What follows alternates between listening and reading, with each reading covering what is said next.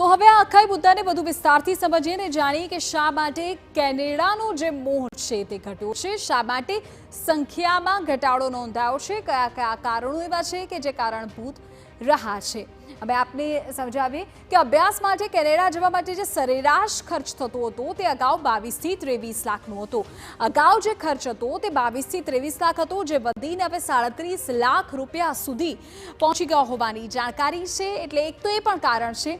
પછી પહેલા જે 10,000 કેનેડિયન ડોલર જીઆઈસી પેટે કેનેડાની બેંકમાં જમા કરાવવા પડતા હતા તેની સંખ્યામાં પણ ફેરફાર થયો છે। હવે બે ગણી થઈ ગઈ છે, તો 20,635 કેનેડિયન ડોલર જીઆઈસી પેટે જમા કરાવવાનો નિયમ છે તેની પણ સીધી અસર અત્યારે પડી રહી છે। અને એ જ કારણ છે કે જેના કારણે અત્યારે લોકો નથી જઈ રહ્યા। પ્રાઇવેટ કોલેજ પસંદ કરનારાઓનું વિઝા રિજેક્શન વધ્યું છે। જો પ્રાઇવેટ કોલેજમાં ત્યાં અભ્યાસ અર્થે જવા માટે અપ્લાય કરે છે તેઓના વિઝા પાસ થતા હોય એ પ્રકારની સંખ્યા ખૂબ ઘટી છે। એટલે કે તેઓને પરમિટ નહીં મળવાનો જે નિયમ છે, વર્ક પરમિટ પણ નહીં મળવાનો જે નિયમ છે તે પણ ચોક્કસપણે અસર કરી રહ્યો છે અને તેના કારણે પણ સંખ્યામાં ઉત્તરોત્તર ઘટાડો થતો રહ્યો છે।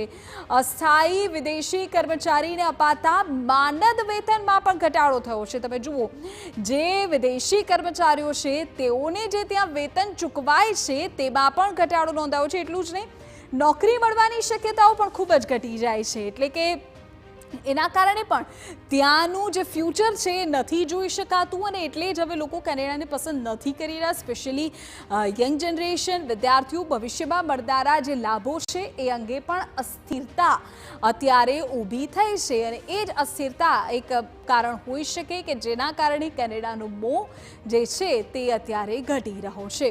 તો ભવિષ્ય, ફ્યુચર, વેતન, આ તમામ જે કારણો છે, સરકારના નવા નિર્ણયથી સ્પાઉસ વિઝાને પણ સીધી અસર થાય છે। જી હા, સ્પાઉસ વિઝાના આધારે પણ લોકો ત્યાં અપ્લાય કરતા હોય છે, પરંતુ જે કેનેડાની સરકારના નવા નિયમો છે, નિર્ણયો છે તેની અસર પણ થાય છે અને તેના કારણે પણ જે ભારતથી જનારા તમામ લોકો છે તેઓની સંખ્યામાં ઘટાડો ઉત્તરોત્તર જોવા મળ્યો છે।